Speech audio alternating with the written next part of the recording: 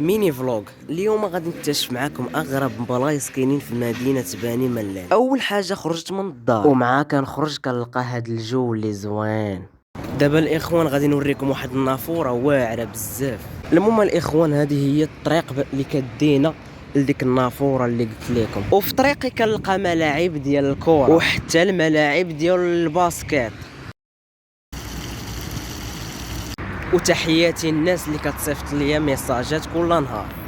المهم الاخوان هي هذه النافوره اللي قلت لكم، وهاد النافوره كتواجد في وسط المدينه ديال بني ملال، وكتجي من هاد الطريق هذه، واللي جاي من هاد الطريق هذه، ولا من هاد الطريق هذه.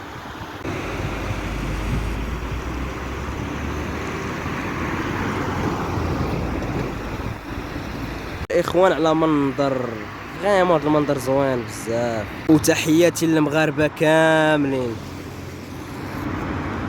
وحدا هاد النافوره هادي كتواجد واحد الجرده اللي زوينه بزاف، وهنا الاخوان اللي كيجري مع الصباح وكذا راكم عارفين كيجري مع هاد الطريق هادي وكتخرجوا لهيها.